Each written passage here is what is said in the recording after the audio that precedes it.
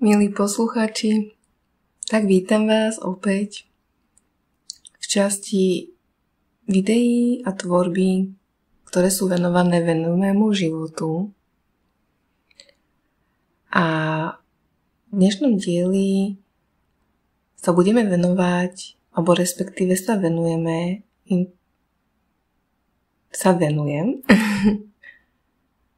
intuitívnemu rozprávaniu. A ako som vám vlastne aj spomínala, tak v rámci tvorby vedomých vhľadov na skutočnosti, ktoré nás nejakým spôsobom uvedomujú a prejasňujú kvalitu nášho života.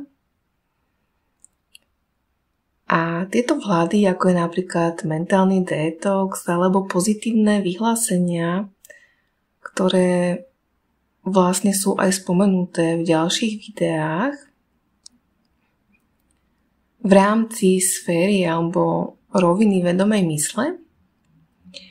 Taktiež napríklad je to aj oslobodenie sa od rôznych mentálnych návykov alebo nutkavého myslenia, obsahujúce aj praktické pomôcky a určité vedenie ukazovateľov, ktorí nás smerujú alebo poukazujú na nejaký smer, ktorý vieme vedome vlastne si uvedomovať, ale aj zažívať tým samotnú existenciu každodenného života.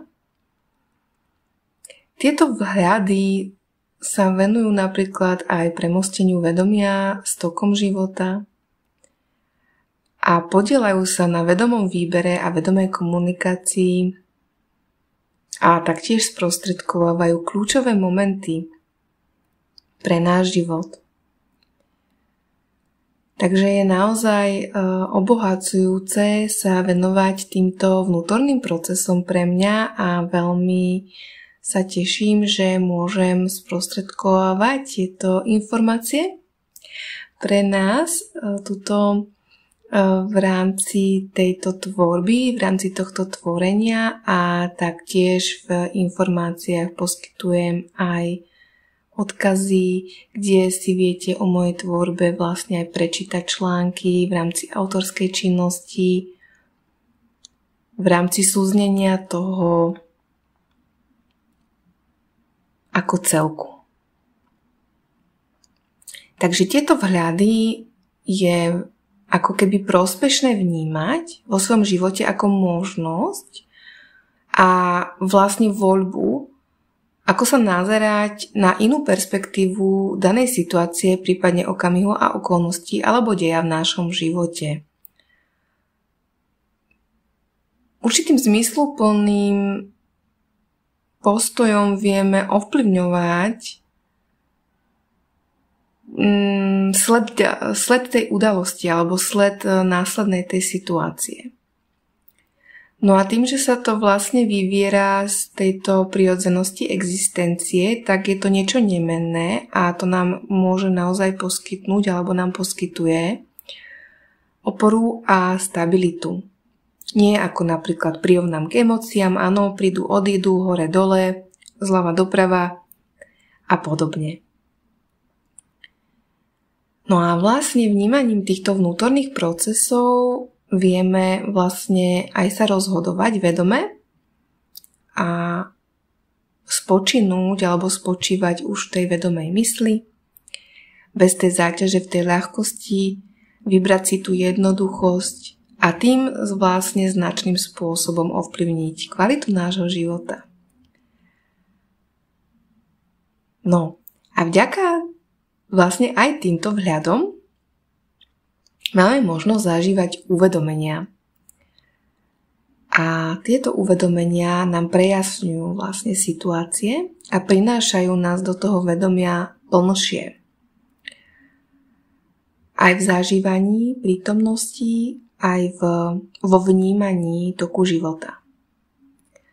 Samozrejme postupne sa venujem aj objasňovaniu jednotlivých výrazov, ako je čo vnímané. Je to také komplexnejšie, takže dá sa to potom aj dodatočne vlastne tie informácie získavať postupne. v prípade záujmu. Dobre. Takže v podstate týmito uvedomeniami vieme následne aj v spolupráci s vnútorným pozorovateľom nejakým spôsobom nadobúdať pozitívne a prospešné okolnosti a nejakým spôsobom aj ukotvovať to v našom živote pre ďalší vývoj. Zároveň sa týmto vplyvom negujú vzorce, ktoré sú neželané a neprajeme si ich vlastne opakovane zažívať. S týmto môže súvisieť aj ako praktická pomôcka mentálny detox a taktiež aj pozitívne vyhlásenia, ktoré naozaj veľmi značným spôsobom vedia mať pozitívny efekt a prehlbovať rovinu vnímania daných súvislostí v našom živote.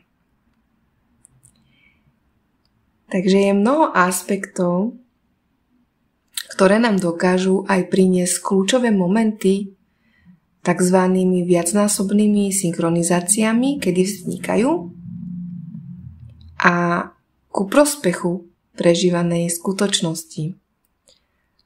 Tento pomyselný posun je potom realizovaný a uskutočňovaný prirodzene, bez potreby viesť vnútorný dialog s nevedomou myslou, v oslobodení sa od vplyvov, ktoré si neželáme zažívať v našom živote a taktiež je vlastne v tej prítomnosti odohrávajúci sa živej existencie, jej hravosti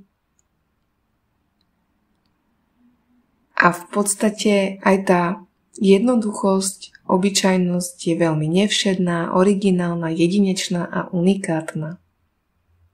Takže toľko k tým vhľadom ešte pre upresnenie, pretože v predošlom videu som to tak načrtávala. Ja postupne sa vlastne venujem celkovému tomu objasneniu a sprevádzam týmito vnútornými procesmi aj v ďalších informáciách a rovinách, prejavoch a podobne.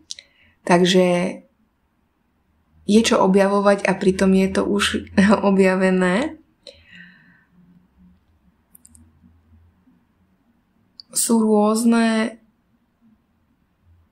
expresie alebo teda vyjadrenia, ktorým je možné sa venovať na podporu celkového prospechu v živote a na tento zámer je aj vlastne vyjadrená táto tvorba.